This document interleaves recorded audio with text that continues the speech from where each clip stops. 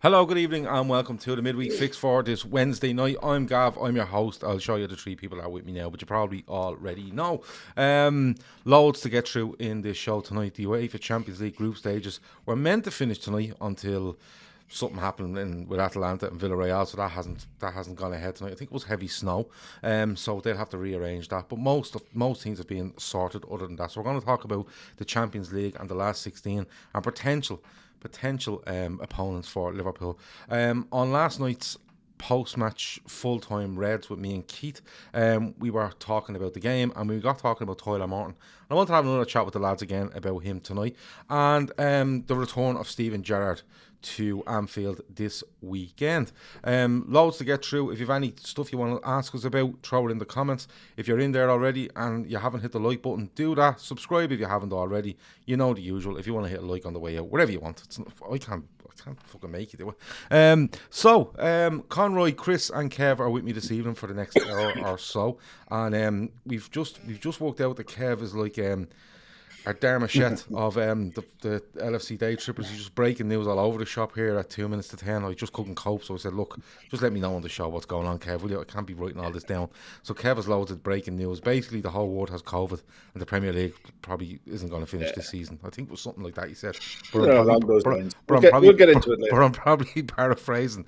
Lads, I want to start on last night's game.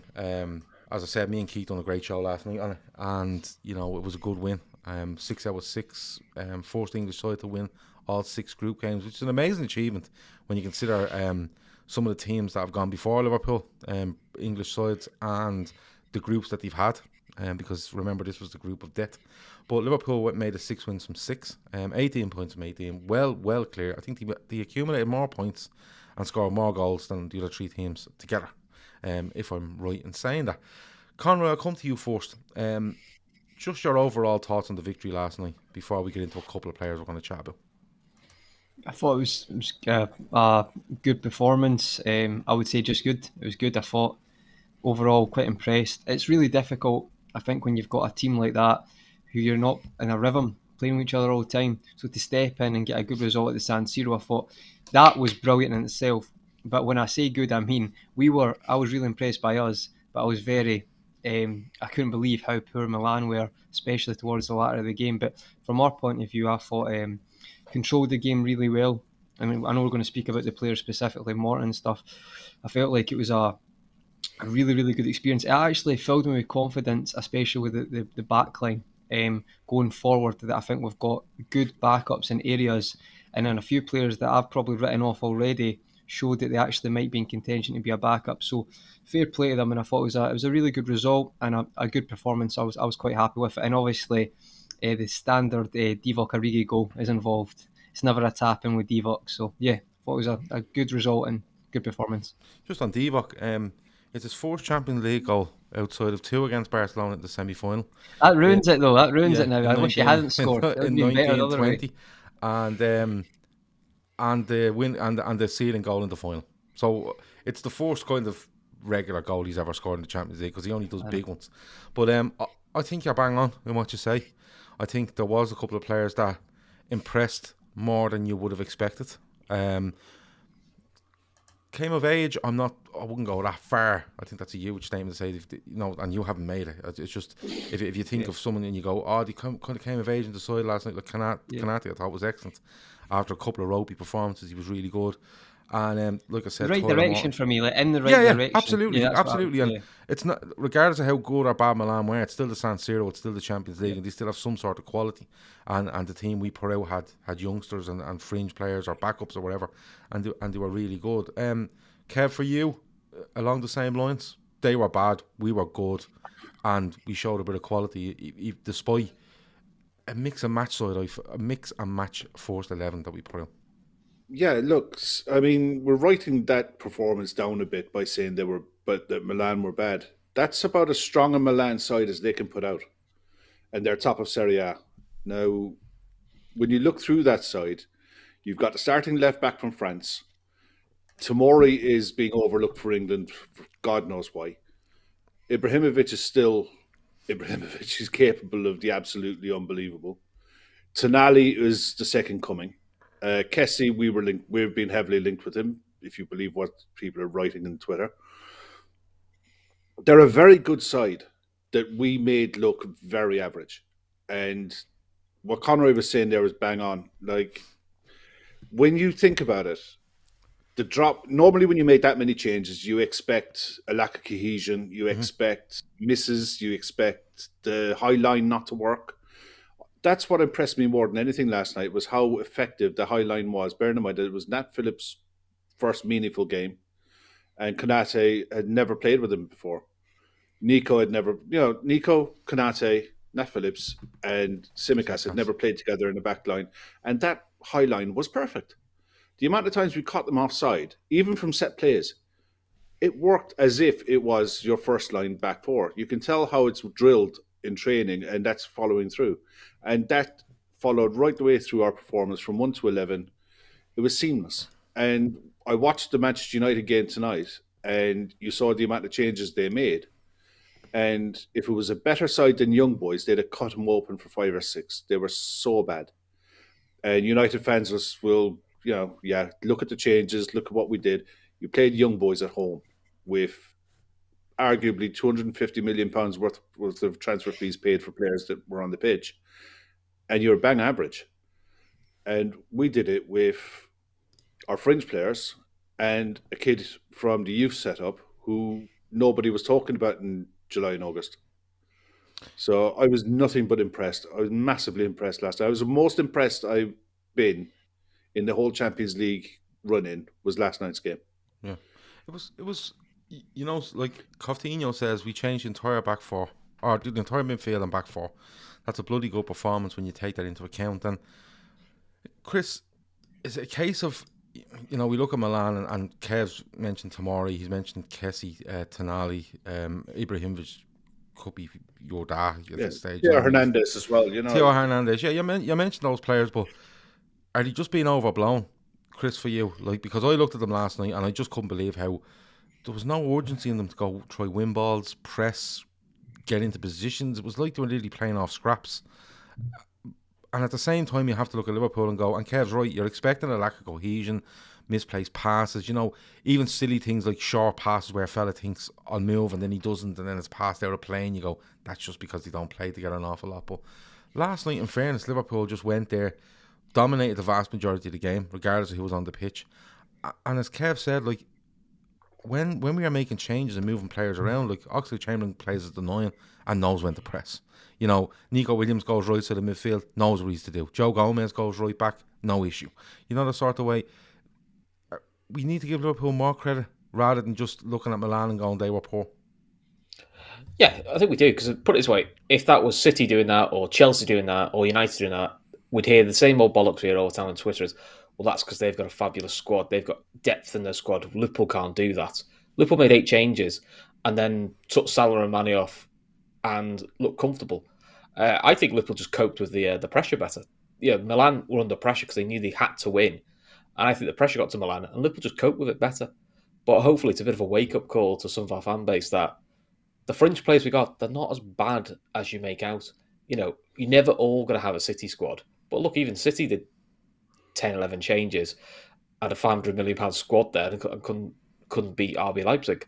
So look, I was impressed. I actually thought that performance was a hell of a lot better than the one at home to Porto, which I thought at home to Porto we were very raggedy and we got cut open far too many times. And to be honest, if Porto could shoot, they probably should have won it in the first half. But that performance, aside from the sloppy goal, was very, very controlled. And for some players like Tyler Morton, in a nice way, I forgot we had kids on the pitch. You kind of went, it just looks like a Liverpool team. That's kind of how Liverpool play.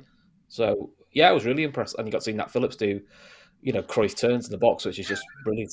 It's the best thing I've seen in a long time in football. I genuinely, like, it's in the box. Just the best thing about it, and I don't know if many people have noticed, is when he does the turn, an AC Milan fella just goes diving about 6 feet along the ground. Have you noticed that? Casey. Yeah, is it Kessie? Yeah, it was Kessie, yeah. He goes running in, and just the confidence of him to go, I won't kick this out. I'll just Cruyff turn this and see where I get. And he was interviewed afterwards. He was like, yeah, I just kind of done it and I kind of walked out. I was like, fuck's sake. You know what I mean? Like, could you imagine doing that in a top end Premier League game? You know, you're 2-1 up away from home in a big game, like away at City, and he starts doing Cruyff turns around the likes of De Bruyne and stuff. You'd absolutely be on the ground going, But they probably don't expect it, Gav, though. See, when that's it's what like it is. certain players won't expect it because they won't think he's at that level. And that's why it's worked out. The Kessie I've thing, still like, not- the Kessie thing, he turns him, and when he turns, I think Kessie is actually making a dash for Alisson because he thinks he might pass it back there, and when he turns, Kessie half attempts to look back at Phillips and just goes flying about 6 feet. It's the funniest thing. But like, in fairness, like, you've all made brilliant points over the squad, and this isn't a game of point scoring going, look at their squad and stuff like that. I don't go in for that. But do you know what, one thing I noticed was how they know their positions, and no matter where you put them, they know what they have to do, when they have to do it. Because when you bring one player on and move another player, that's two movements, possibly three within the team that you've made. And Liverpool were like, oh yeah, he's out there now, or he's here, and Liverpool just kept doing the same thing over and over and over again. I thought it was a really good win. But moving on to, I want to talk about one player in particular, and it's Tyler Morton. And you know, I don't want to over-egg this guy. He's a very young guy. He's played at home at Porto. He's played away at Milan. He's got a few minutes there against Arsenal, I think, in the league as well. But me and Keith were talking about it last night, just how cool he was. There wasn't an awful lot of pressure on him within the game itself, I felt. But having said that, like Conroy, if you watch him, he's very intelligent with regards to how he, you know, finds space. His head is constantly on a pivot, watching where things are. Constantly scanning, his force touch is good. If he has to move a force time, he does. If he has to take a touch, he does. And he's not just side to side. He looks to switch. He looks to get balls into decent areas. And without over-egging him and saying like he's the second coming of whoever, it's very, very promising to see a player in third or fourth or maybe fifth appearance for Liverpool. I think it's fifth, including League Cups. Be that sort of player in that sort of atmosphere. Absolutely, but I think it kind of goes to the type of player he is. You talk about knowing where he is in the park, being clever, and I've said it notoriously the last couple of weeks. Every time he plays, he needs to bulk up, and it's like sometimes there's too much obsession with that. There's certain players who are just good at that role and they're very clever, and for him to go on a park where you could probably say you got men who are already grown up, and he just bossed it. I just think it's all down to his football intelligence. That's the most impressive thing. You can talk about like the 60-yard diags if you want. From me, it's his in-game intelligence. I just was really impressed. Again, I thought against the Porto, you know, for the Salah's goal, he's obviously scanning before that, gets the ball from the pass and does the 50-yard pass to Salah. But you can just tell he's always thinking, he's always seeing what's around him. And working with Thiago is going to help with that as well, because I think Thiago has a sore neck for the amount of times he does that in a game. But overall, I'm just really impressed with him. And I think it's actually, additionally, Gav, people will keep saying, because I know he can play as an 8, but I think it's quite good to have him going for a 6 position, and he can maybe look to try and get in. I'm not going to over-egg him, but as a backup or someone off the bench who could, so another option for the 6. Because to me, that's what I think he'd be perfect for. I'm not saying he is this player, but I get very Michael Carrick type of vibes from him when I watch him play. That's a comparison I see. I don't know if you guys agree. Yeah, that's a fair one. That's the type of player I see there. And I think one thing you'd always say about Carrick, his in-game and football intelligence was up there. And what is he, 19? Tyler Morton. I think it's a lot of potential. What I would say, you're absolutely right. The pressing's a big thing as well, because Porto made it a harder game because Porto would press us at different parts and put pace in behind. There wasn't as much of that last night, but I mean, still bossed the game, which is unbelievable in itself. So there's a lot of potential there, and it'll be one to keep an eye on in the future. But it's another academy shout that I saw something yesterday. It was like saying in the past maybe 10 years we've not really had that many. We've had Trent, we've had Jones, but maybe few and far between. Now I know there's been changes with the training centre recently, so that's maybe proven to be working out, because we're having a few recently that's done really well. Yeah, and there was times yesterday or last night, where Milan did look to press him, because Minamino is very good at holding the ball, and he's quick feet, and he manoeuvres himself well, you know, when people come near him.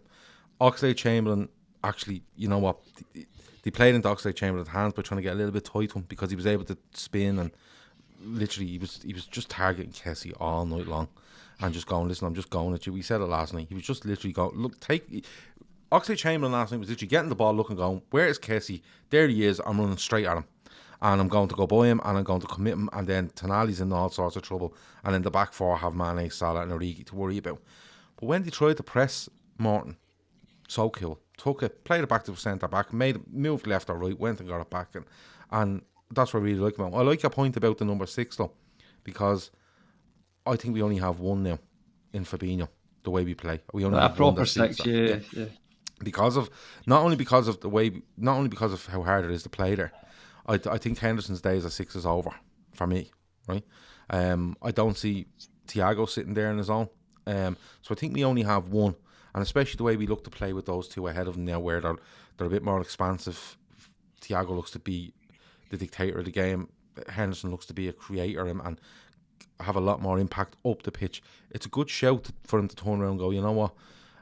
People are saying go on loan and stuff, but like I said about Nico Williams and Milner last night and learning, be no harm for Tyler Morton to probably sit there and watch Fabinho for a season and learn off him. Kev, where does he go from here? Because we don't want to start going, look, he could start against Villa at the weekend, or he could start away at Tottenham or wherever, or Chelsea or whatever it might be. But what would you do with him? Would a loan be an option for you? Would you think about, no, keep him around the squad, and if we can get him minutes, we can get him on the bench and get him minutes, that's good. Where do you go with him?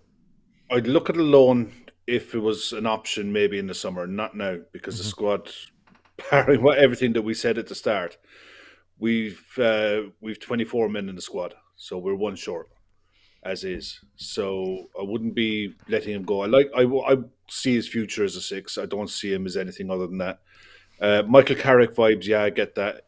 The thing is, if he was Spanish, you'd be looking at him at 30 million quid, because that's what he reminds me of. He reminds me of a Spanish 6. Someone that gets the ball and just tap it, give it back, tap it, give it back. And that's his game. Short passing, nip and tidy. He can nick in and get a ball. He's feisty enough. And he's got the intelligence. And he'll do well with the players that we have there. But I think you can't beat the rigors of a 46-game championship season into your legs. And that could stand him well long-term for us. Especially if we're not seeing him as an out-and-out starting player. Yeah, does it probably? Do you think it probably depends on what we do next summer with regards to the midfield? Yeah. You're going to see midfielders being linked. You're going to see midfielders being linked away. But if you take Tyler Morton out of the count with regards to the amount of midfielders we have, we say let one go and bring one in, you then loan him. Yeah. If we let one go and don't bring one in, you go, right, he's probably kept around. He probably will get enough. He will get game time. But I'd be looking to bring in a Dennis Zakaria from Mönchengladbach as a backup 6 and let him Tyler and Kessie go are the out. ones being linked at the moment. Jude Bellingham, of course, is being linked as well. Well, I saw a link for Jude Bellingham. No, I don't know who's linking them. I just see stories about them. I don't know if anyone's linking them. I'll keep saying it. Unless if you can get me a quote from the player, his agent, or the club he's at. Well, common sense would tell you that we would be linked with a Jude Bellingham if he was available on the market. That's just nailed down common sense, because we need English players. He's got 10, 12, 14 years at top level, at top flight football, and you want to get him first. So that's not a stretch. Whether we do or not is another matter. But Dennis Zakaria for me is ideal as a backup 6 because, one, he's a Swiss international. He's not going to be taken off to the African Cup Nations or anything like that. He's coming from a good grounding at Mönchengladbach. He's a good size. He's 6'3", and he's very good in the position. And he'd be available on a free in the summer. But I would like to see what Reece Williams is doing with Cardiff and what what's his name? Harvey Elliott did at Blackburn. I think you can't. That's a brilliant learning. That's a brilliant grounding with the right coach to go and play proper senior football and get 46 league games and probably 7 or 8 cup games into your legs, and then come back and see where you are the following pre-season.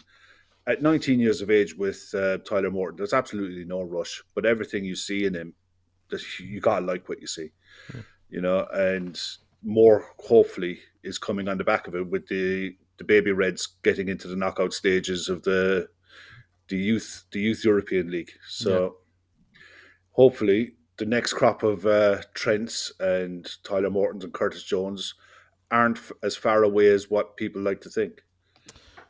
So like Chris, you look at Tyler Morton and you look at Nico Williams there last night in particular, and you say to yourself, we had a kind of longish discussion over Nico Williams last night on the show.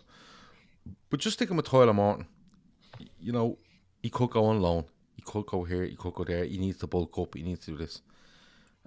Do we need to be careful? And what I mean by that is, do we need to be careful not to, A, talk too much about him, B, not put too much pressure on him, and C, start making presumptions over what he needs or doesn't need at this young age? Or do we just live in a world where we go, listen, Gav, cop on, he's 19, you're either good enough or you're not at 19, because so many players just are thrown away after 19, 20, if you're not good enough, good luck. So get the bulking going, get the loans going, get the games going. He has to prove himself now, because if it comes to 2021, it's too late for him, because you've seen it with so many players, like it ends up like that. Yeah, I think he's just enjoying for what he is, and then see how he adapts. Everyone's too quick for these hot takes, and he needs this, he needs that. I've spotted this, I've spotted that. That's what Jurgen Klopp's there for. Just enjoy him. Look, he's a young kid. He's done well. My gut feeling is he probably will get a loan in the summer, because that's what we've done with Clarkson. So it'll be interesting how he does after he's come back from Blackburn. I don't think he's playing as much as we would like, but I think we just see what it is. If he carries on developing the way he is developing, then great. It's an option that we don't need to buy. A bit like we don't really need to buy a first choice right back for 10 years because we've got Trent. That's what you hope he becomes. But as long as it becomes a decent squad option, I'm fine. I'm fine with that. So just enjoy him for what he is. Overdue Bellingham chats, I think, pie in the sky stuff. And I think the way Liverpool operate, this is how we're going to build our squad, is with clever young players or looking for contract situations, like we do with Thiago, like we do with others, is you find guys who've got clauses in the contracts or got not much left in the contract. I don't see Liverpool spunking 100 million now on Jude Bellingham, not because I don't think he's good enough, I just don't think we're going to do that. So with Tyler Morton, look, from what I've seen, he looks really impressive, really mature for a 19-year-old. I think this season the best thing we can do is just keep drip feeding him the odd game here and there, see how he does, take him out for 3 or 4 games, because it's probably where they go and take him away for development to say, this is what you did right, this is what you did wrong, this is what you need to click on, and then we'll just see what happens in the summer. Because if we do buy, like who Kev suggesting it from Mönchengladbach, then he probably doesn't need a loan, because his game times will be really limited, and I think that's what you need with development. But these days, most midfielders, you don't really see much of them kicking on properly to like early 20s, 22, 23. 19's nothing these days. If you're that good at 19, you're a bit of a freak and you're one of those world-class players, but, there aren't that many 19-year-olds knocking around who are playing for like one of the better teams in Europe. Yeah, but England have got about 3 of them who are. So that's the crazy thing with England's.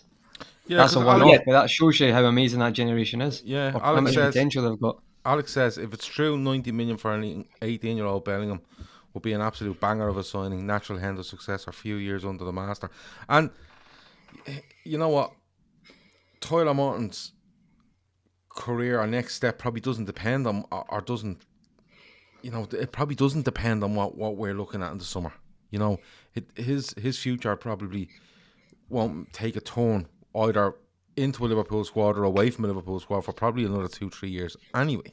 The sort of way, like I don't see them turning around and going, right, we signed Zakaria on a free, right? And we decide, right, we're signing Zakaria on a free and we're going for Bellingham, right? Say for argument's sake, and we are going to just say we get an offer for Ox and we let him go, right? And Milner is out of contract. Well, that's what we're doing. Ox and Milner go out. Zakaria and Bellingham come in. Nothing is going to change Tyler Morton's career. Like, no one's going to even mention him in the conversation. Not that he's not good enough or he hasn't got the potential.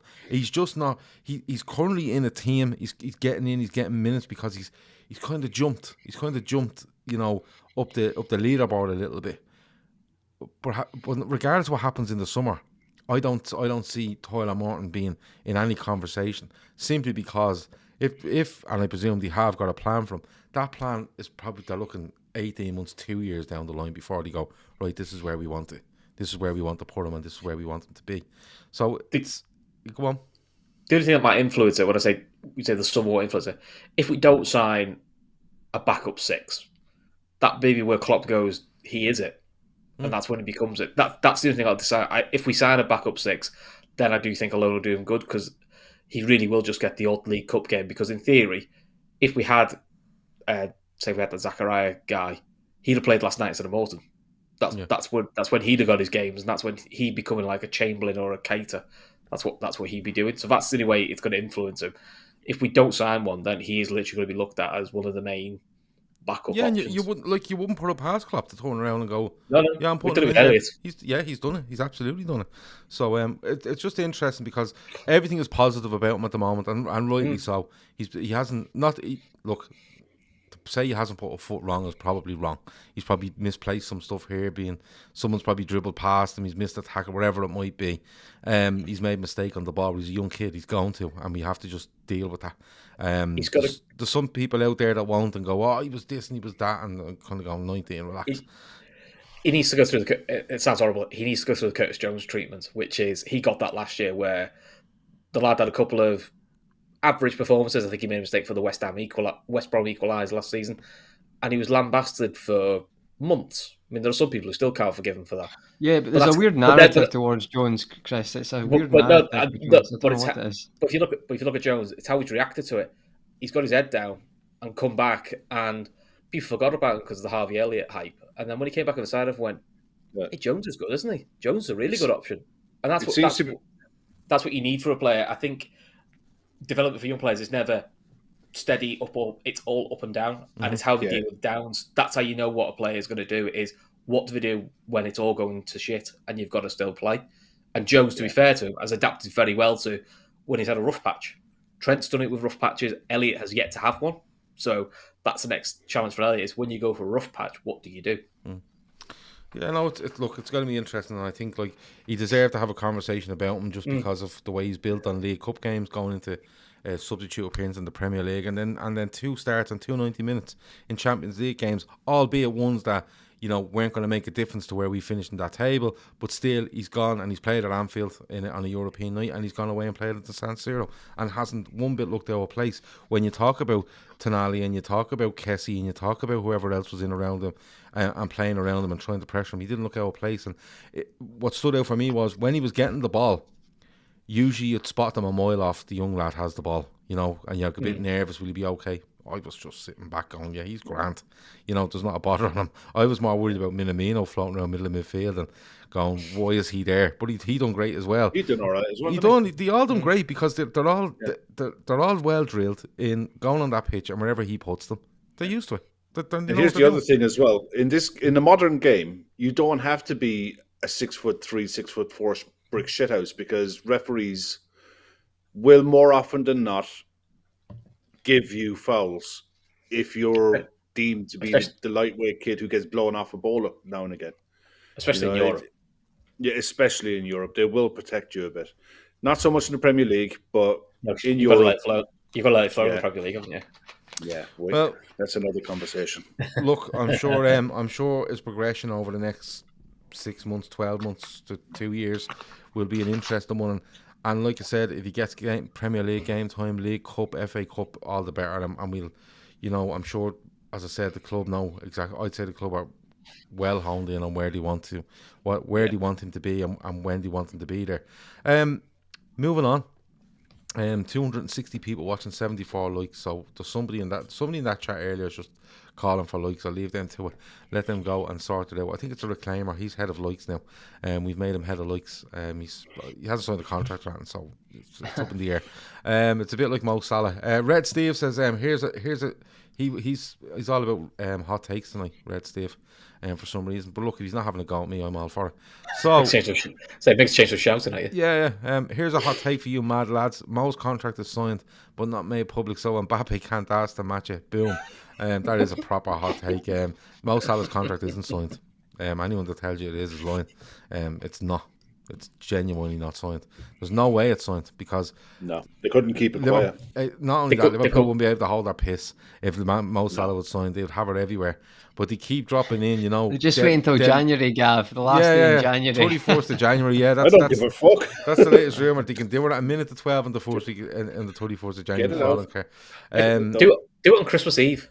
Merry Christmas, Reds. That'll be a perfect one. That'll be a perfect video to do. He's been asked questions, just quickly on this. He's been asked questions, Salah, and you know, he said like, I heard Xavi was interested in me at Barcelona. It's great to hear Xavi talk so highly of me, but I want to be at Liverpool. I want to stay there. It's up to the management, and I think he's talking about both sides there. His management team. I think he is, yeah. Right. But then Klopp comes out and says, we all know what we want.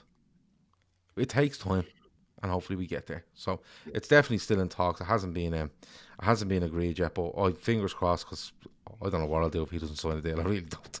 Well, I'll tell you what, I know what the club will do if it gets to the end of the season and he hasn't signed a deal. Yeah, he'll be gone by the end of the season. He'll be gone by next season. Yeah, because we're not going to do a Gini Wijnaldum with a £100 million asset. Yeah, not going to happen. Alex reckons all those people not liking our defo massive Tories. Don't talk about the Tories. Fuck. Boris Johnson was pretending to be a policeman the other day. He was having a rave in Downing Street last Christmas. Apparently he's investigating it.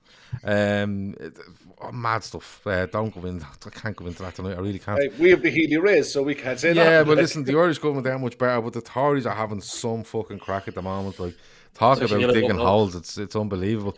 But let's move on. The Champions League. As I said, the group of death didn't turn out. Red Steve has another one. Sorry, before I move on, he's decided to have a go at me now. He says, hot take, Gav put his grey fleece in the washer with his lucky red pants. No, I didn't, because this top you think it's the same top. It's not. It is. No, me grey one is lovely. It's a golf top. It's warm. It's fleeced. It's amazing when you're not feeling great. I always stick that on and it's grand. But no, this is a different one. This is I think it's Jack and Jones or something. But the other one is a golf top. So thanks for that, Red Steve. You prick you. So the Champions League. I like him too, but that's just how I refer to him. The Champions League, last 16, draw on Monday. Chelsea made a mess of topping their group, which could come back to haunt them unless they're funny, wasn't it? Yeah, unless they're trying to get Lille in the next round or something like that. Some goal by Zenit though. I didn't see any of it. I seen Chelsea were up. Then they were. I think it was 3-2 up with 6 minutes to go, and including 91st minute. I think it's a 93rd minute. Yeah, volley. I flicked it up thinking it was 2-2. He went, it's 3-2 Chelsea. I went, fuck that off then. So I stopped watching it. 3-3. And I found out they really lost the game. I think Kepa makes a save in the very last minute as well. Yeah, so there's a rarity. It's the last 16. The draw is on Monday. Liverpool have topped their group. Just to give people an idea of how things are going, we have this for you. So, group winners: Liverpool, Bayern Munich, Man City, Ajax, Real Madrid, Man United, Juventus, Lille. Runners up in the groups: Atletico Madrid, PSG, Sporting Lisbon, Inter Milan, Benfica, Villarreal or Atalanta. That game is to be rearranged after heavy snow in Bergamo tonight, and the game could not go ahead. Despite it being moved from 8 to 20 past 8, they just couldn't get it going. RB Salzburg and Chelsea are your runners up in the group. Now I'm going to leave that up on screen for a little bit so people can digest it.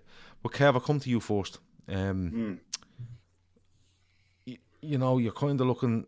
The Lille group was a poor group. You know, who you didn't know who was going to come out of that. Chelsea have messed up for me in not topping their group. But when you look at who's on that runners-up side of the draw, we cannot play Atletico Madrid, and we cannot play Chelsea. PSG is the big standout one there. It is, yeah. I presume that's the one you don't want. And out of the rest, who would you not? You're okay with, but one you'd absolutely love and go, yeah, give me them.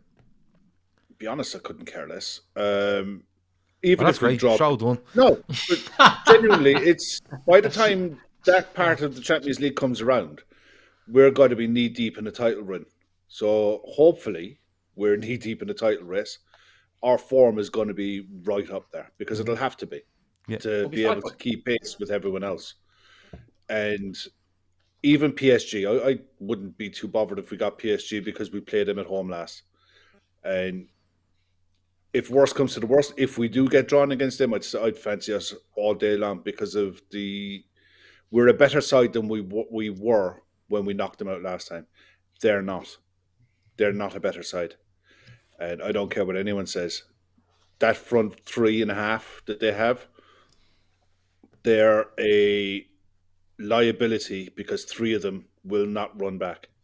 But that's not a surprise, Kev, though. Like, PSG have had that problem for years. You know, it's like they we've don't said play a that system. before, but the difference was before they had a midfield who would work.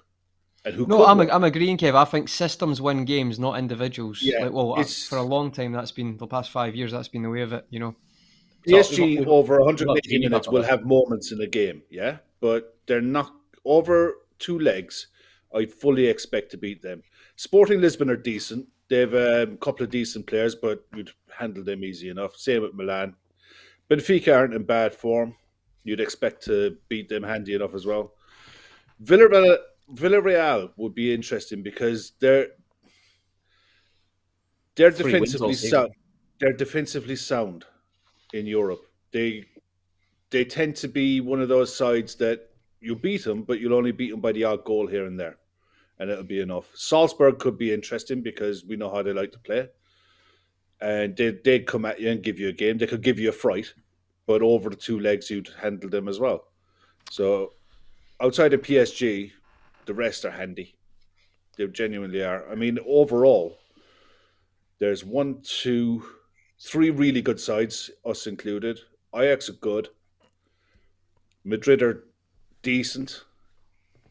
The rest are cack. Okay. Kev's decided to make it a 4-team Champions League from here on It in. is. It does. The other 12 As long as Liverpool, Bayern, Man City and Ajax avoid each other, there's your semi-finals. Okay. I don't think City make the semi-finals. Chris, when you look at this, we can't play Atletico, we can't play PSG. So the teams we can play: Sporting Lisbon, Inter Milan, Benfica, Villarreal or Atalanta, or RB Salzburg. Are you with Kev? You know, PSG is the one you kind of want to avoid, but you're okay with it, and the rest you'll just, I'll take my chances there, no problem. Yeah, pretty much. I mean, if we do get PSG, we'll probably have Gino and Alden back anyway to show them what they missed, so we've got nothing to worry about there. But I think in the ideal, we'd want one of the 2 Portuguese sides. I think Benfica or Lisbon, I think their style of play suits us better because they'll come at us, and I think it'll just suit us to a T. I agree with Salzburg. I do think we'd beat them, but it'd just be a tie you couldn't be arsed with because they'd run the bollocks off you. And if you're in a tight race, you probably don't really want that. So, but like I said, avoid PSG. I don't really fear any of them, to be honest. PSG just makes it a bit more tricky. Yeah, it's interesting because Conroy, for me, that kind of list there looks fairly appealing to me. You know, when I look at it and I think to myself, there's no big PSG, okay, but other than that, there's no big hitters that have kind of slipped up in their group, and we can play. Atletico are in our group, and we've done them. Chelsea have slipped up, we can't play them. The rest, if you switched a couple of them over and went Bayern Munich and Juventus both slipped up in their group and they're in that side of the draw, instead of say Chelsea and whoever comes second in that group, Benfica. You'd kind of go, oh fuck me, we can play 6 of these and 3 of them are fucking really, really good. But Conroy, for you, are you looking at that going, that's quite it's quite appetizing? Yeah, it is. To be honest, Gav, I think Kev and Chris kind of summed up. What I would say is, in the past, we finished second, or we've ended up having a harder draw. I think Bayern Munich as well, wasn't that? Was the last 16, and you just have to kind of play with the hard you hand you're dealt in these games, and you could as you said, probably the Portuguese teams are a good shout. However, for some reason in my mind, Benfica always gives me not great memories. Yeah, I no, know I'm the they same. always give me a hard game. What was your man I at the remember back? What was your man at the back? that played for them? Cardozo used to score. No, there was I a think. fella up front. Or not up front, at the back. Bald fella. Was it? Yeah, tall, bald fella. I know what you mean. I want to say it is. something like Leo or something like that was his name. Was it Luis Sau? Luis Sau? No. Luis Sau was a centre back for them. Because we played them in the Portuguese. We played them in the Europa League, didn't we? And we did knock them out, but they were hard. Yeah, I think we played them in the Champions League as well in the group. Was it not played them in the Champions League once? Yeah, we did play them in the them Champions League. Yeah. I think Lisbon or Sporting have some better players. Have we ever played Sporting in the Champions League though? I quite like the idea of playing a club we haven't played before, just for a bit of difference. That's why I was gutted. That's why I was gutted. That's why I was gutted because of COVID. We didn't get to go to the ground to watch Ajax because we haven't played Ajax since the 70s. So you end up playing the same side. So sometimes I kind of quite like playing a side we've not played before. So sport's going to be a nice one. Yeah, there it is. It was Luis Sau. I knew it was something like that. Put that in the quiz and give me 1 point straight away, guys. No quizzes till March. No quizzes till March. I'm clipping it up and using it straight away. 1-0 Conroy. Luis Sau. I've got a great quiz on a squad if you want that.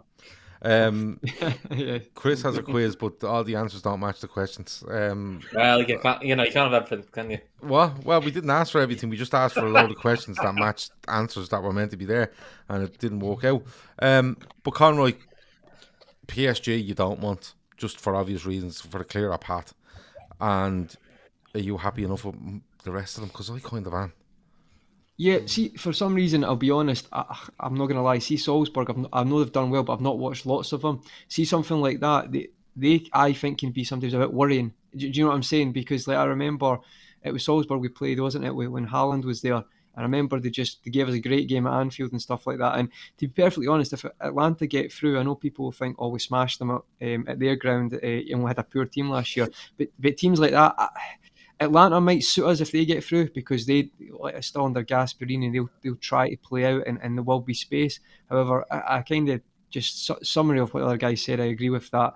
Probably the Portuguese teams would be best. However, we'll take what we get. We'll have more than enough, I think, to get through, even if it is PSG. The only thing with PSG is when you've got those players, there's always moments. But I think especially Kev made a great point when you've got the Anfield leg and the second leg. Then I think fans back at Anfield, that's an extra advantage you've got straight away. So I don't see any issues. Away goals this time, mate. And I was going to say, it'd be interesting how that affects games. The away goals thing is gone.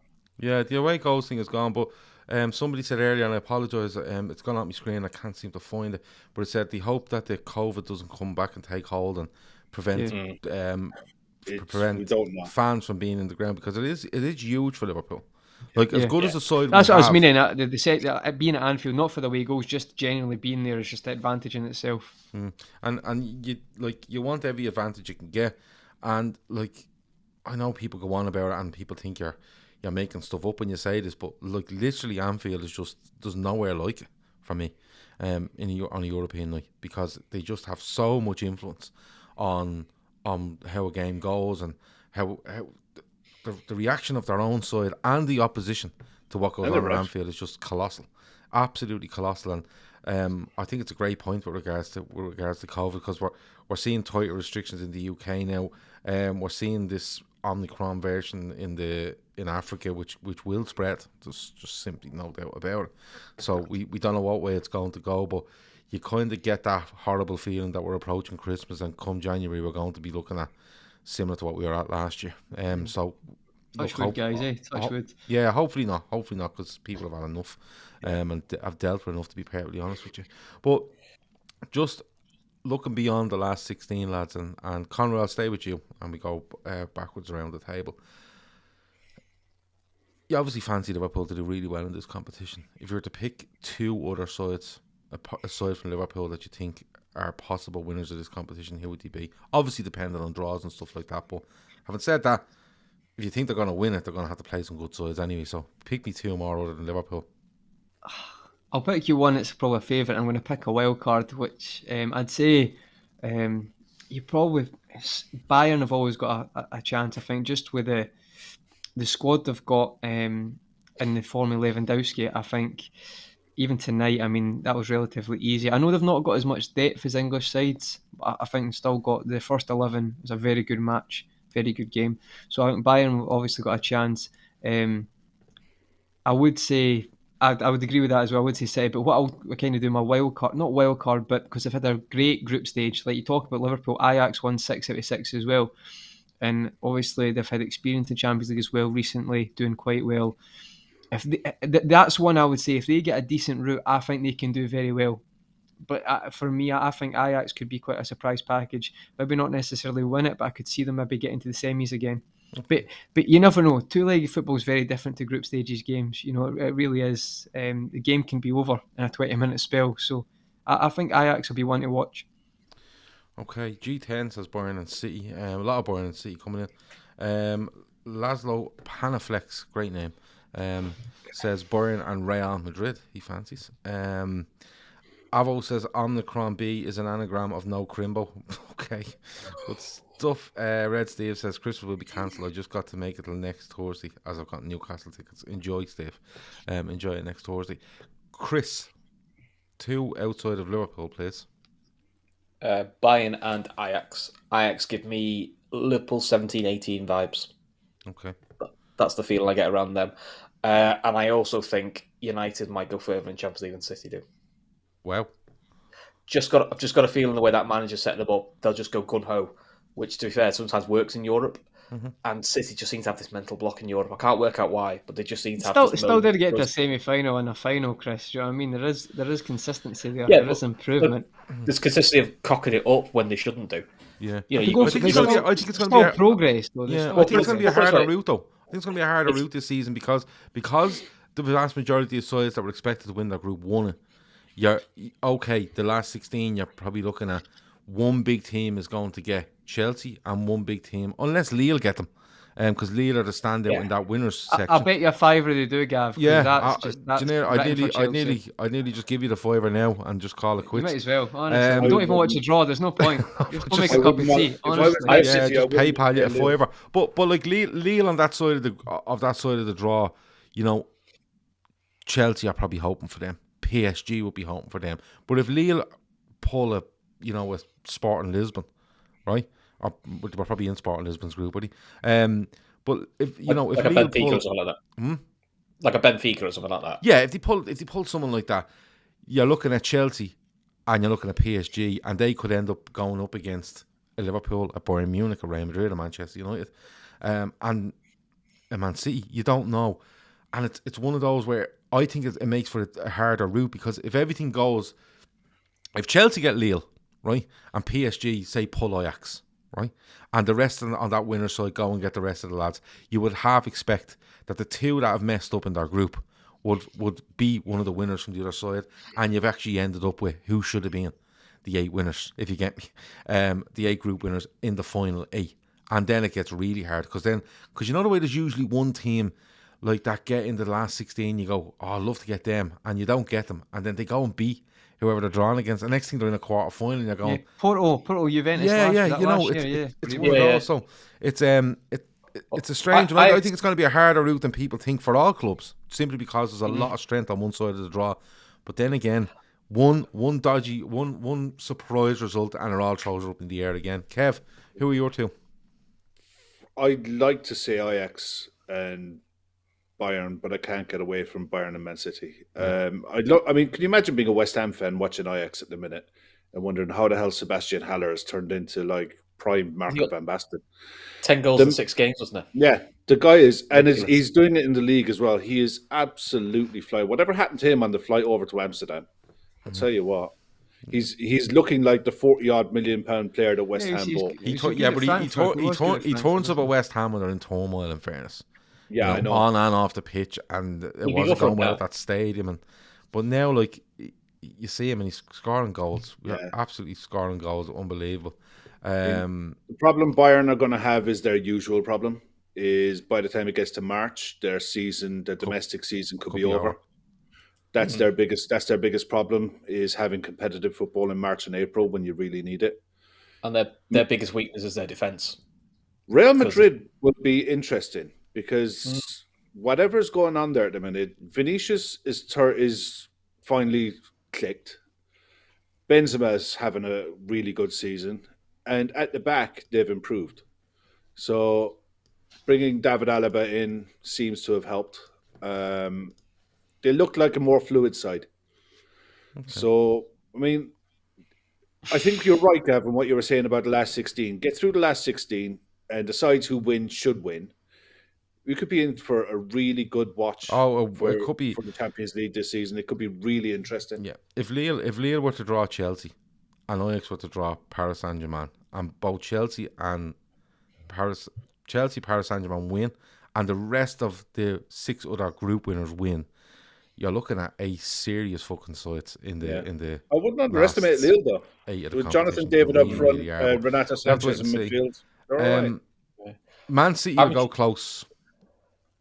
I think they'll go close, but my hope for Man City is that the manager just thinks way too much about it and puts Laporte up front. I don't think they'll invite him to the stadium this time. They'll just say, you sit at home. We'll just put the same team out and win. They will go close because he's spoofing out of them already. Like he's telling you last week he has serious issues with injuries and COVID and this, that and the other, and he literally just rested a few players for a Villa game and then came back at the weekend away at Watford and he hadn't got a single player missing. It was ridiculous. You know, I don't know what press conferences now. He's getting a lot more edgy again. Yeah, he will get edgy. When he's getting wound up. He will get edgy. He's already there. But the reason he's getting edgy is because it's because Liverpool are on him, and he doesn't like Liverpool anywhere near him.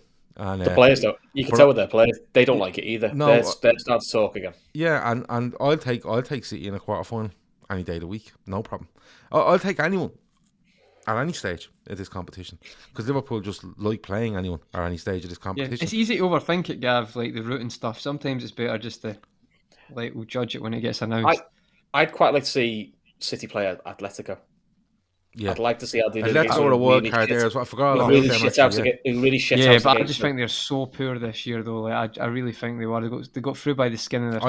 I have a feeling United draw Atletico. Yeah, I just think United will beat Atletico. Yeah, I think Atletico are a bit like what Germany used to be in the World Cup is. You think they're shit quite a lot of the time, but they stand up in a quarter or a semi, and you always like, I don't know why they're because I've always liked them. I just think this year they're poor even at that. Like, I just think they beat Milan at San Siro for a 97th minute penalty by Suarez, which was a terrible penalty. Lucky there. Last night they're down to 10 men. Porto fall for the tricks to get a man sent off instead of taking advantage. I just think Atletico. I think something like that. In the past, I just think they're lucky this year, mate. I think they'll get knocked out next round. I think in the past they've been amazing at that, but I just think they're just poor this year. I think a team like that rattles City sometimes. That sort of thing they don't like. Yeah, we'll have to wait and see.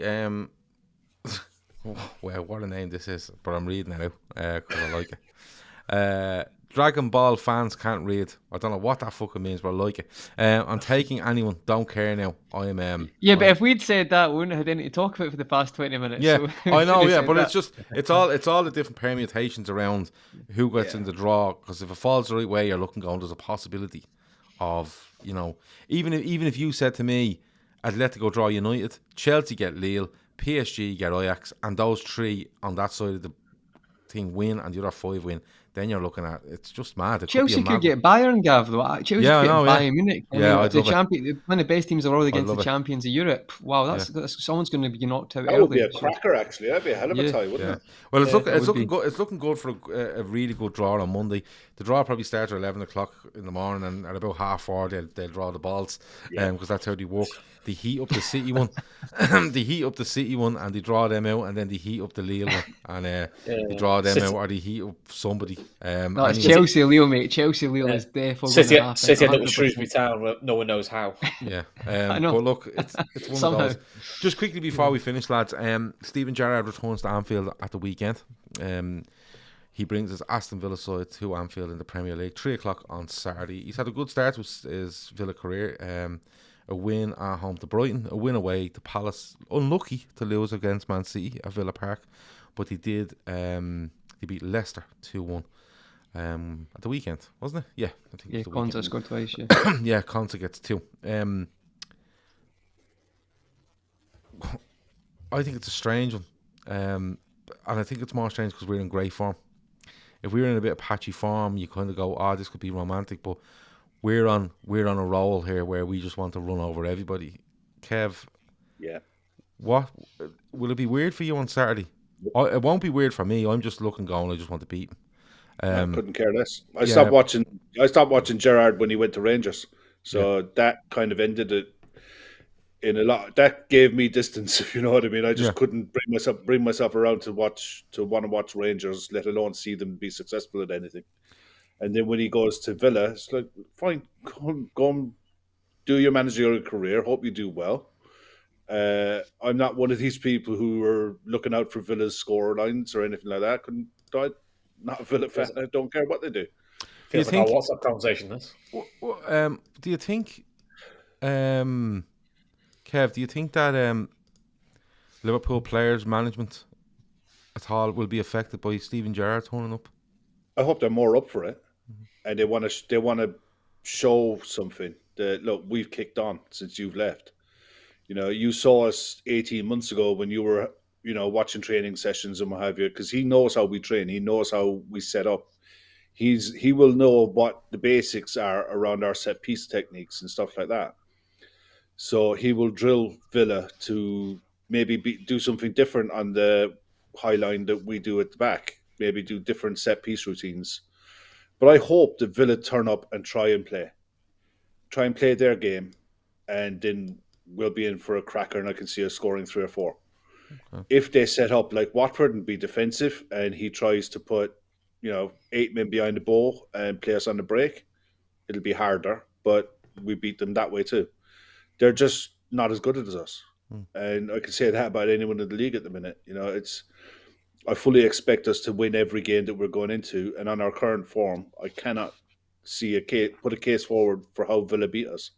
Because as good as they've been under Gerrard, it's still the same group of players that got Dean Smith the sack. So when you punch them hard in the nose, we'll see what they're made of. Yeah, I've watched them. I just happened to watch them. They were on the Saturday against Brighton, and they shouldn't win the game. I've been honest with you. Brighton dominated for large parts and just hadn't got a finish in them. I didn't see them at Palace. They were a bit unlucky at home to City, but City dominated them for the first 45, and it could have been out of sight. But to get back into it, I think City kind of let step off the pedal a bit, and in fairness, Villa have a good go. The game against Leicester, I thought both teams were quite poor. Local derby as well. That. Yeah, well, Villa had a good first 15, and then I thought Leicester took control for the majority of the first half. Then got a goal ahead. Villa got a goal back very quickly afterwards, and should probably go in ahead. That Schmeichel thing with his hand on the ball should always be a goal for me. And the second half, to get that goal. But when I look at them, you can see they're a team in transition. And what I mean by that is he has them playing well enough when they get into good positions, but they're still quite liable at the back to be quite open. For me, it's probably the hardest thing in some ways is to coach a side how you want them to play without the ball. And I saw it tonight with Man United and their new system and how they want to play. And what is the new system?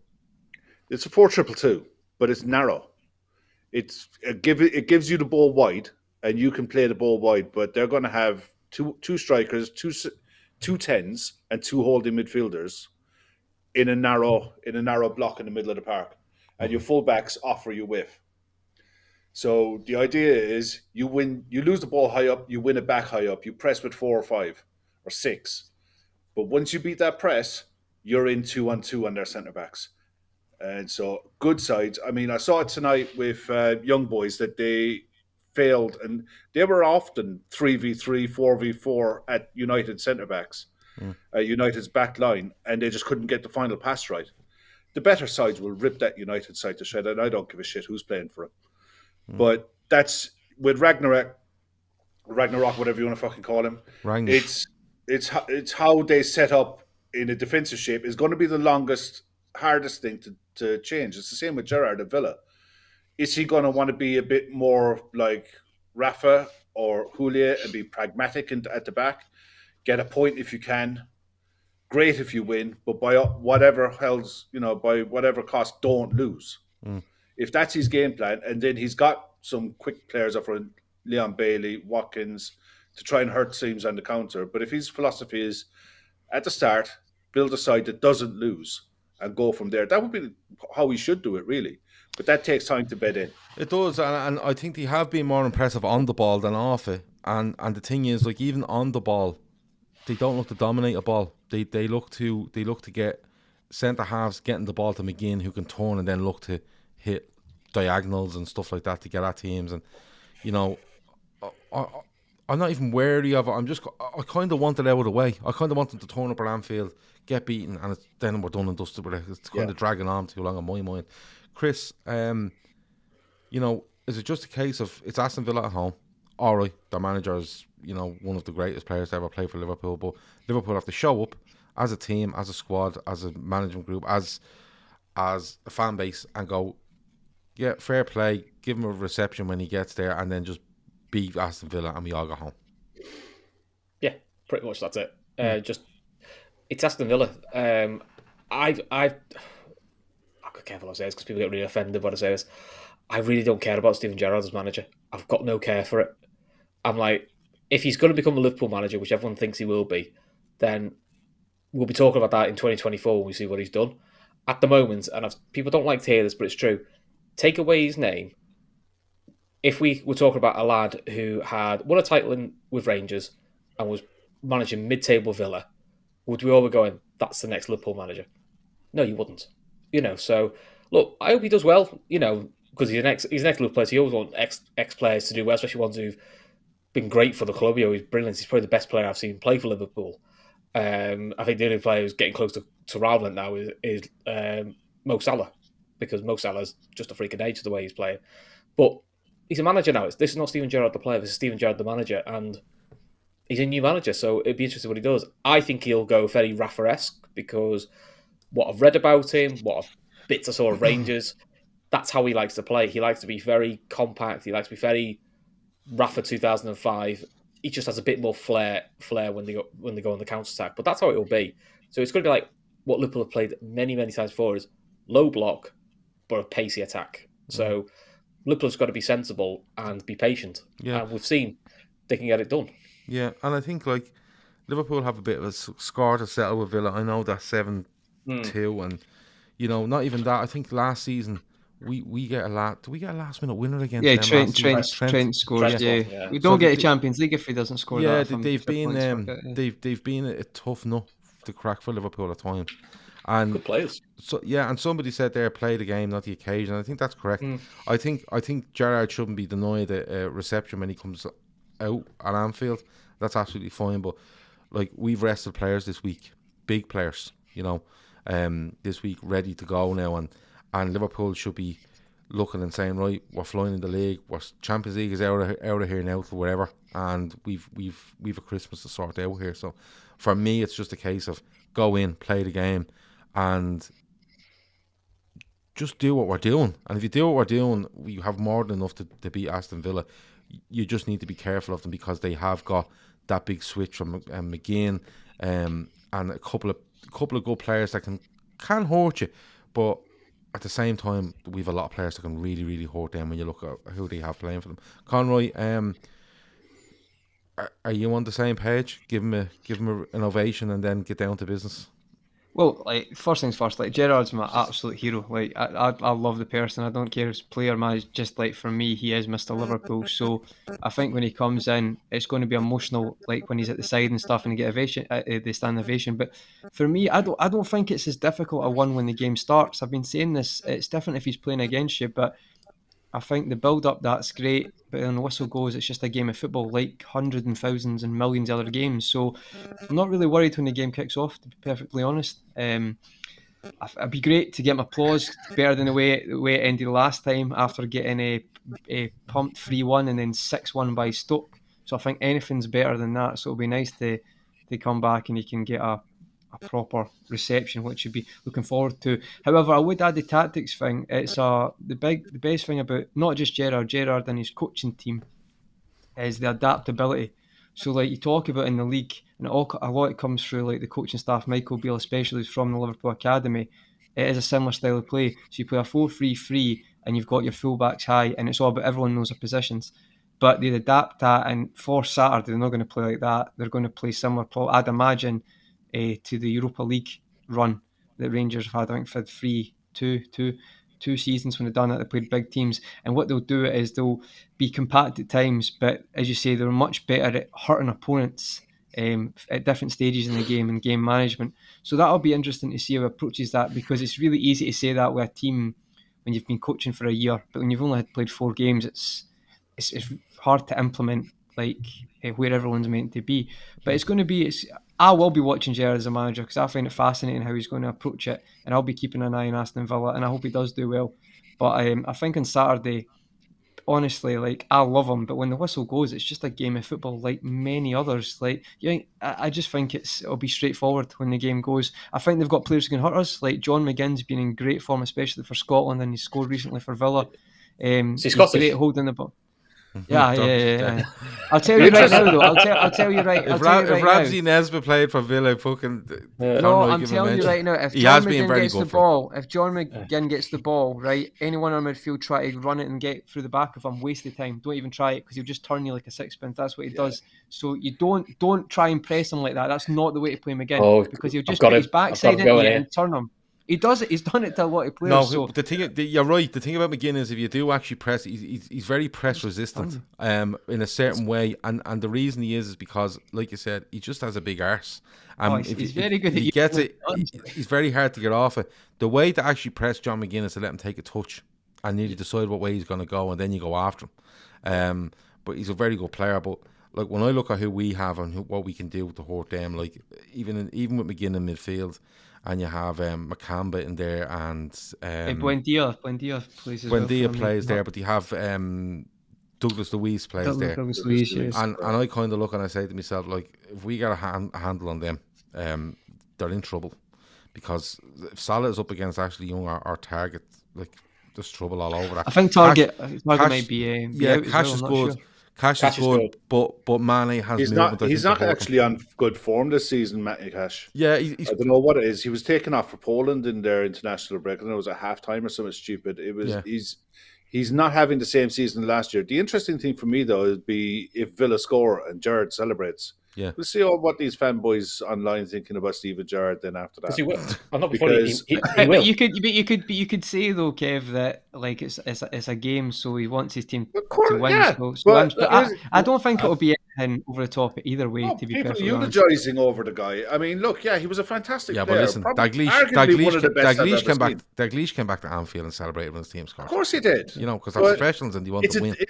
It's also a different game because you've got the social media aspect to it, and you know the kind of hysteria that this game, especially. Wait until the Champions League stuff is over, and you wake up tomorrow, and you'll see nothing but Klopp v Gerrard for the next 3 or 4 days, for the next few days, building this game up to fever pitch. And it's the one thing that our players are very good at is tuning that stuff out. We've got this season especially. We've got very good at focusing on what's in the task in hand. Whereas before, we might have got dragged into the hype and you'd have players making silly comments. You're not seeing a jot of it this year.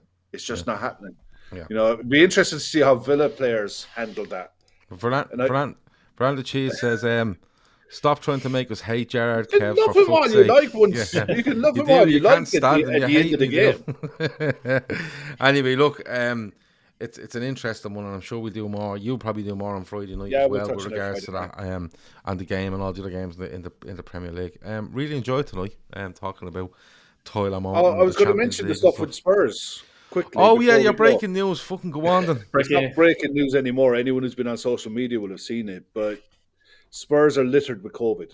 They've something like 8 players, 5 staff down with it at the moment, and they're expecting more.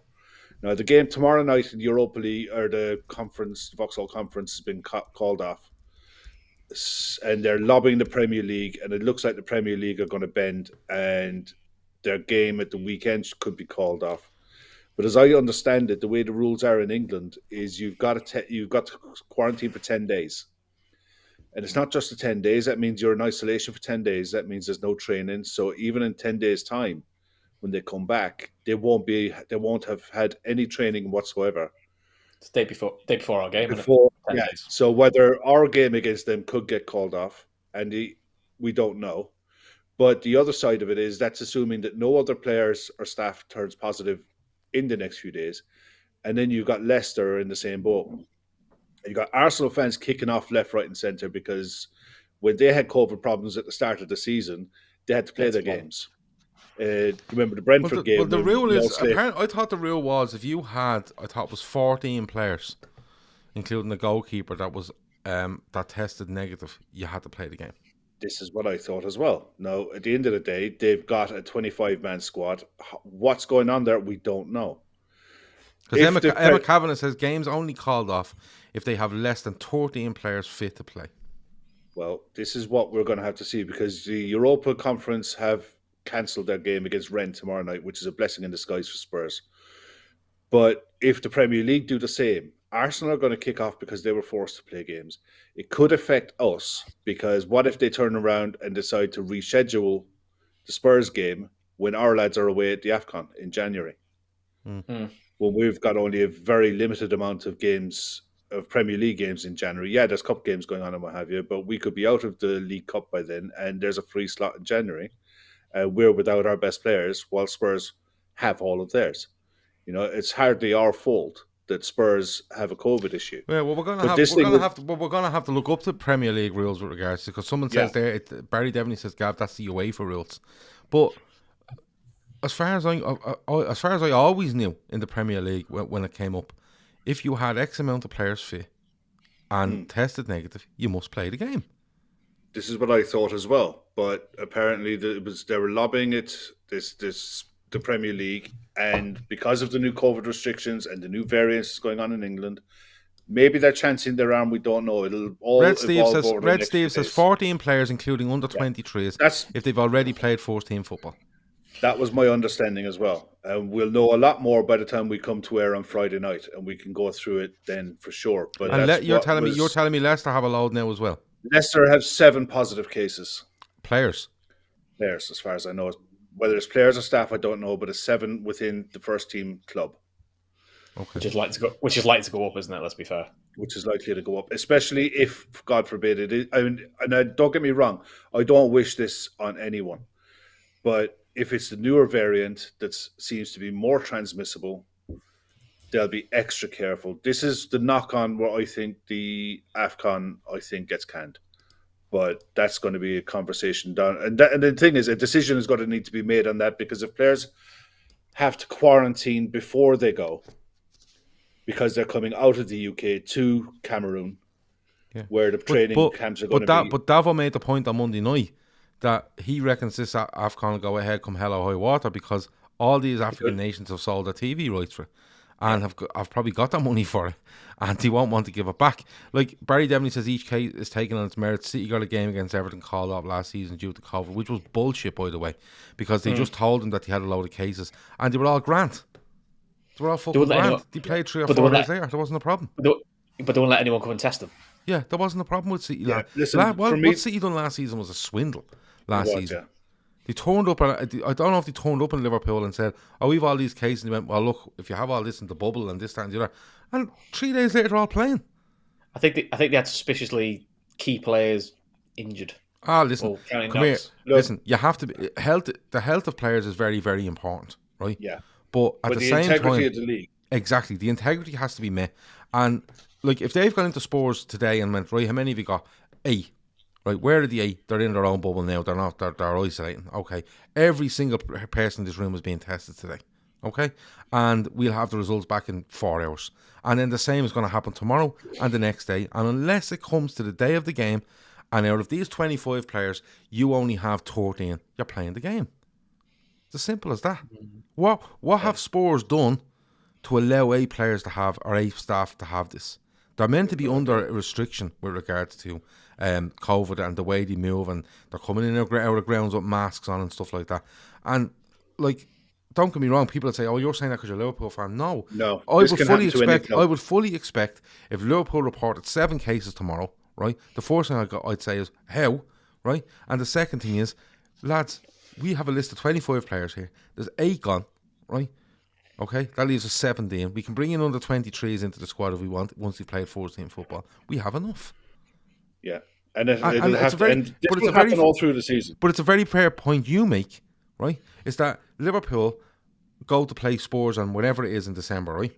It is December, 18th. 18th Yeah, or it is. 19th, right? 18th or 19th. Right, which is about 10 days away now, right? Yeah. Yeah, okay. So Liverpool, that game gets called off, okay? Turns around and they turn around and go, Liverpool got knocked out in the third round of the FA Cup, just by chance. And the fourth round weekend, right, is free. It's at the end of the month. Right, it's free. And 3 of our players are away at the African nations. And all of a sudden, Spurs players are back, we're playing you now. Like, Yeah. Well, the other game they've got to organise, they've still got to reorganise the Burnley game you know from what I the mean?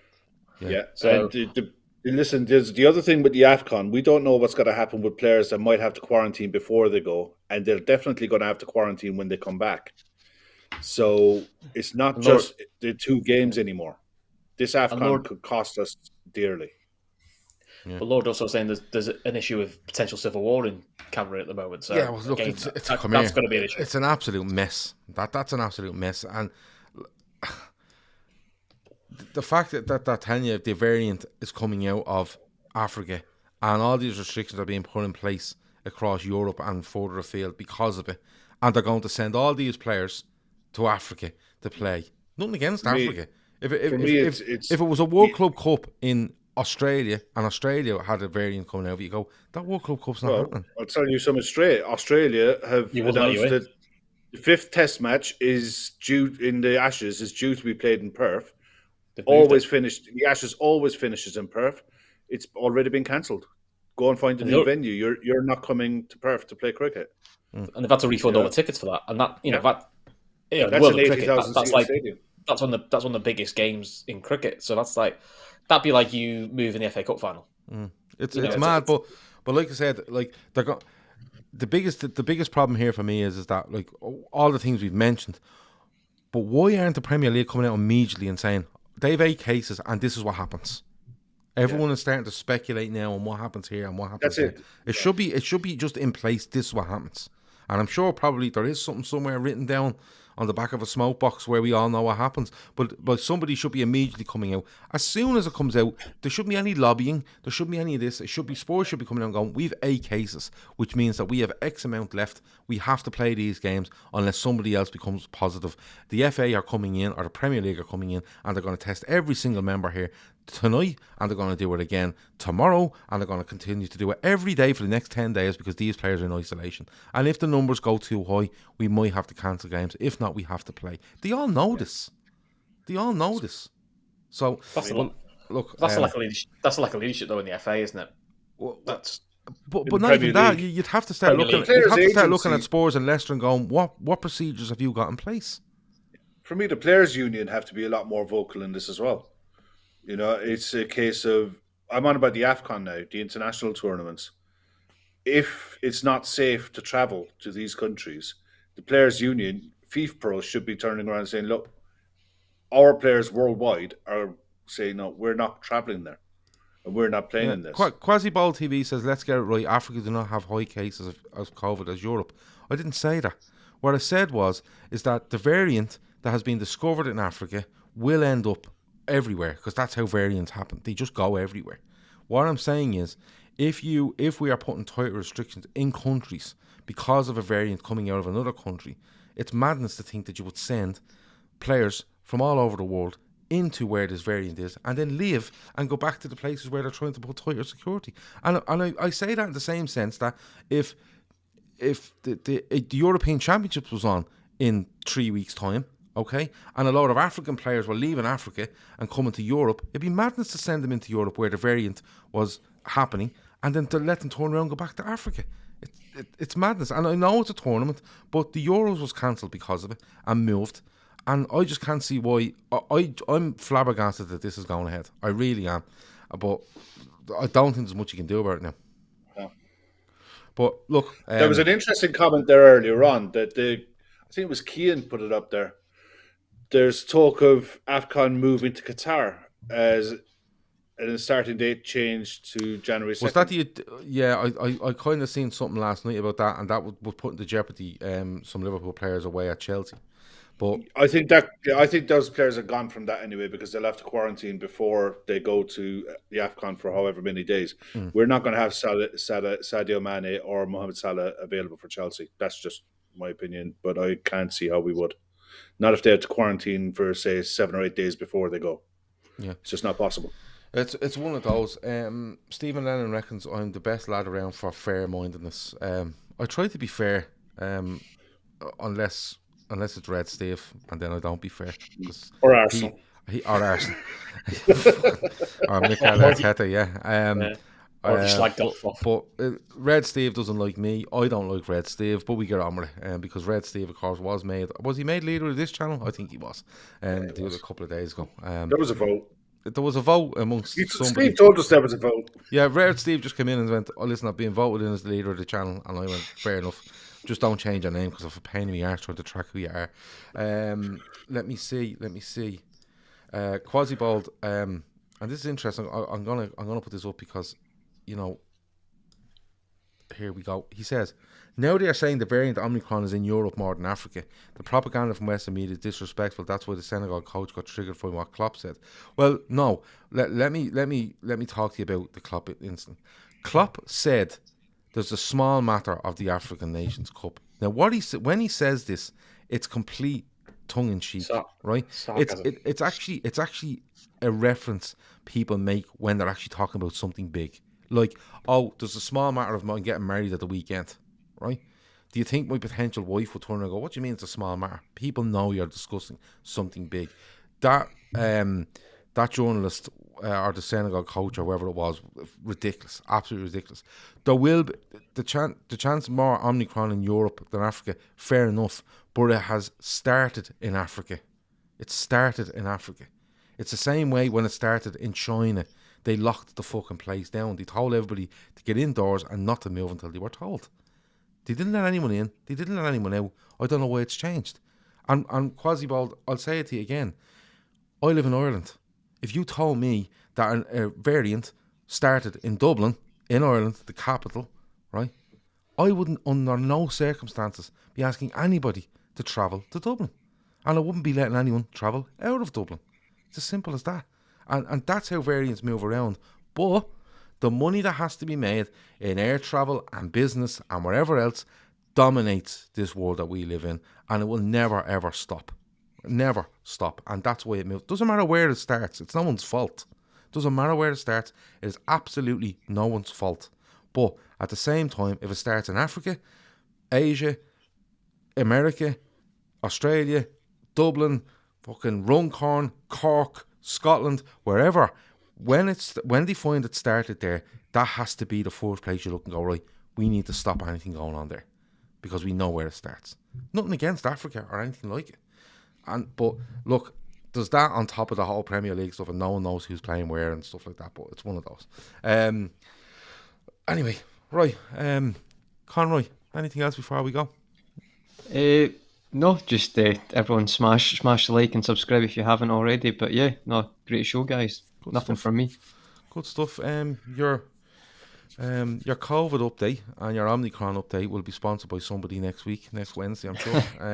Sorry for going into all that, but it just sometimes I just get upset over it, and it's not even an upset at anybody. It's the whole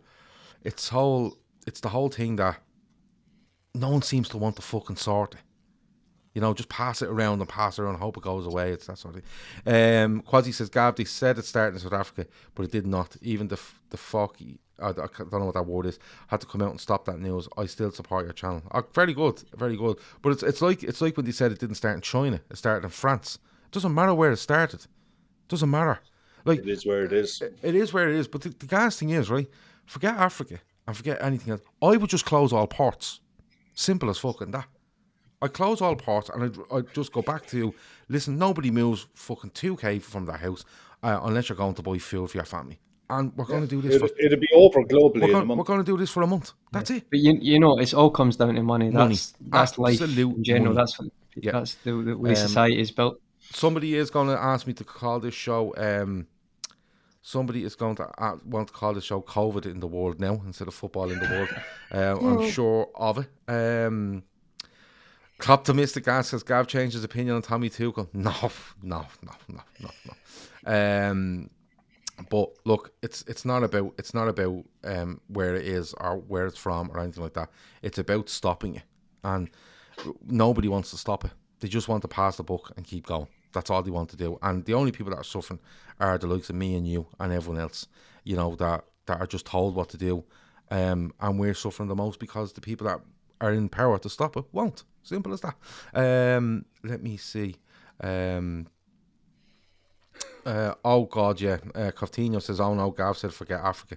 He's getting reamed by a journalist any day now. Listen, I haven't got fucking time for journalists or anybody else like that. I'm trying to get out down the driving range tomorrow night, so don't ring me. Any journalist, don't ring me tomorrow night. I'm at the driving range. Kev, anything else before we go? I'm looking forward to Friday night now. We get to chat about Formula 1 and the end of the season, and I'll send Chris to sleep after that. Yeah, good stuff. Because Chris loves Formula 1. Gav, the Formula 1, in fairness, the Formula 1, get on it at the weekend. You've got to be watching. The best of it is it's on neck and neck going right down to the last race. It's on Channel 4 as well. Yeah. Channel 4 done a deal with Sky. It's free to air on Channel 4. Brilliant. I still won't watch it. Stephen Lennon says Run Corner's just shut down all its ports. Should do. Fair play. That's just to keep me in. G10 says, "Thanks lads, another outstanding show. Great to have Conroy back with the Daytrippers as well." I seen this on Twitter today. Like, where's Conroy? And I was like, what the fuck is going on here? Conroy does this show every second week, and then he'd be thrown into other shows as well. People do loads and then go off and then come back and then come off. Like, you'll see fellas here for 3 weeks and then you won't see them for a month. That's just how it works. So relax. He's not gone anywhere. There he is there. Look at him. I was going to do the Jordan Belfort, Leonardo DiCaprio. I'm not leaving. We should do a gif of that. Would you want to? Done that, yeah. But there we go. Looking forward to Friday night with Chris. There is going to be shed loads to talk about as well, because Katie Taylor's fighting at the weekend as well. Between that, UFC, there's a bit on that. But it's mainly Formula 1, man. This title race is just bubbled up to perfection. Oh yeah, like you couldn't. It's like a movie. It's got to dominate Sunday. Yeah, it's got to dominate Sunday. Yeah, it's like a movie. Chris, anything else before we go? FA Cup weekend for the women. So I'll be going to the joys of Burnley away on Sunday. So where did you play in Burnley? Well, actually, they're not playing, but they're playing Leyland, but you're playing Burnley. It's very confusing. All right, good stuff. Right, well, listen. All that's good. Let me see. Good show tonight. Tomorrow, Man on Football show, that channel. The collapse of Barcelona. It's all about the collapse of Barcelona tomorrow night. And Keith has just sent me shed loads. Is that a 3-hour show, Gav? Oh God! If you look at the information he sent me, part 1, part 2, just part the 3. transfers alone, I was reading for about 10 minutes. I can already imagine with Keith, just knowing how much he's into. Like when I talked to him about Messi in Argentina, the details of Scaloni's team, I can already imagine the Barca.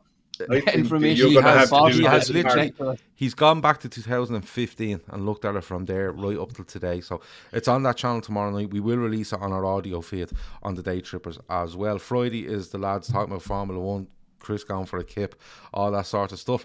We'll wake up and we're chatting about football, isn't it? Yeah, of course we will. Saturday, I'll be back with full-time Reds after Liverpool and Aston Villa, and the Fatback 4 will be back on Sunday. Hit the like button, hit subscribe. Any feedback is completely welcome after the show in the comments. And if you're listening on the audio download, don't forget to like and review, please. Thanks. That is it. Talk to yous in a bit. Over and out.